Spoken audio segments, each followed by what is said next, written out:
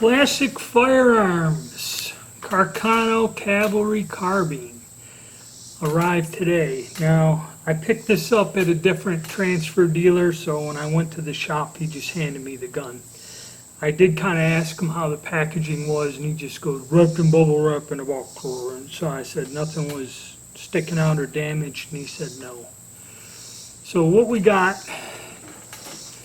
and alright, going into Classic, I did not get hand select. I did not choose hand select. I did not get their warranty. I did not get insurance. I didn't get anything. And in the end, it come out close with the shipping, sales tax, and that. I think almost $300. So $290, yeah, and then the $20 transfer, so it knocked it up over $300. So it's a little bit more. But what we got, the stock, a little dirty, it's got stuff on there, probably will clean off. Nothing outwardly damaged.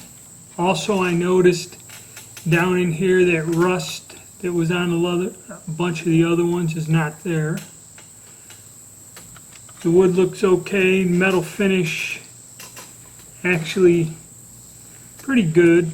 It's grungy. You got some speckle rust down here, nothing dented. But amazingly, this one too is clean. Okay, why some of these are coming through cleaner than hell, I don't know. If you look, there's no cosmoline or anything on the bolt. You know, some of these are pretty dirty. Basically nothing much down in the receiver.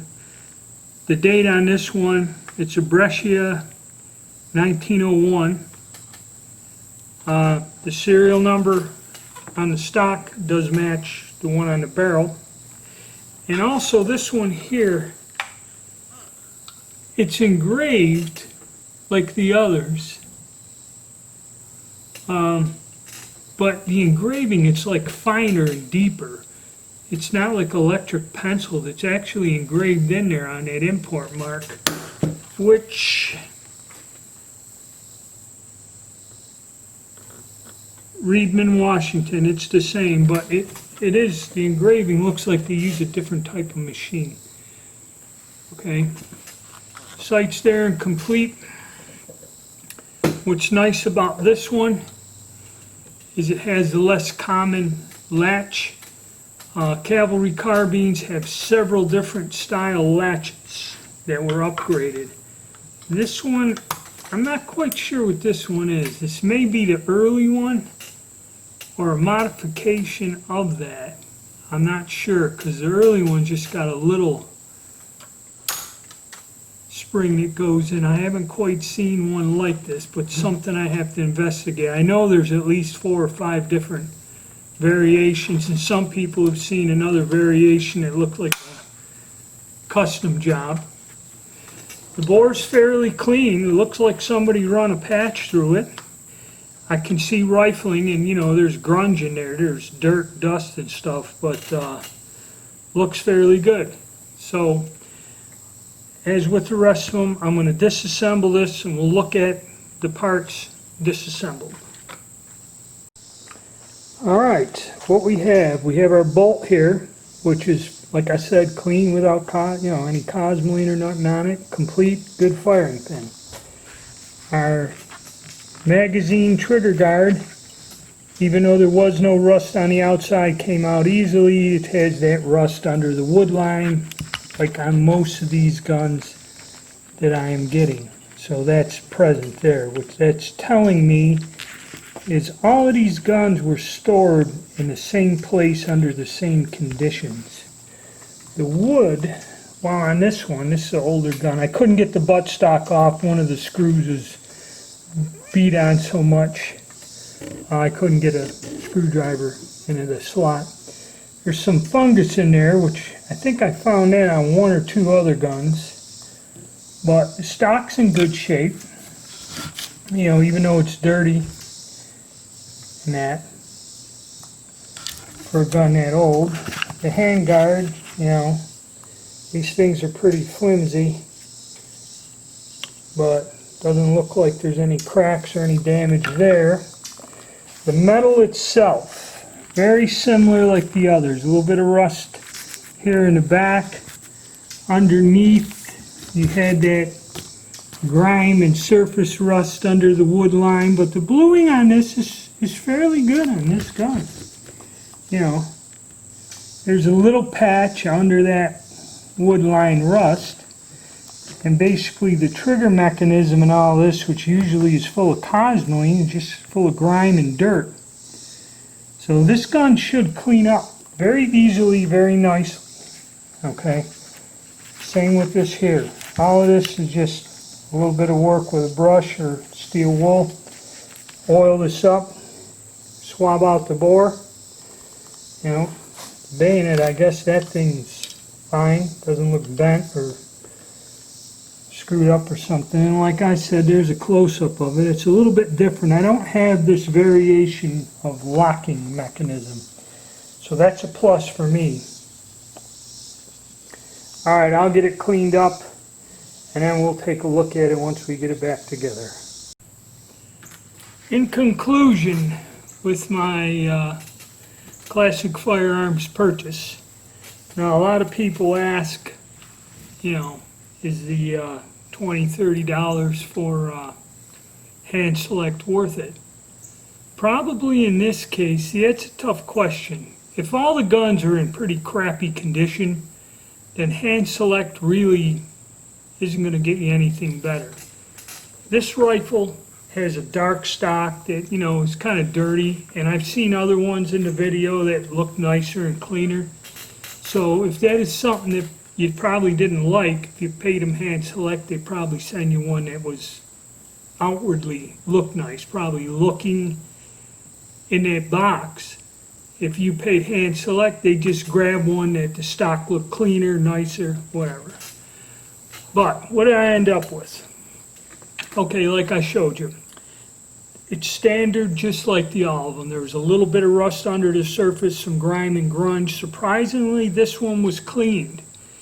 Now, it could be with that different engraving that they're actually disassembling these guns and cleaning them up a little before they put their stamp on there.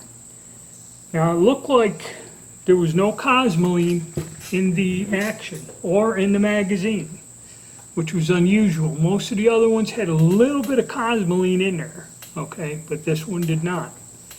All right, this stock is not in horrible shape, but it's just dark, and it has like mold or fungus on there. It's got to be cleaned up a little.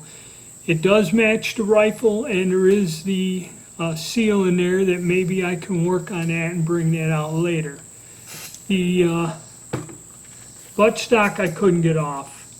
The little trap door is still there, but there is no cleaning rod inside. Okay, there's where the cleaning rod should be. There isn't one in there.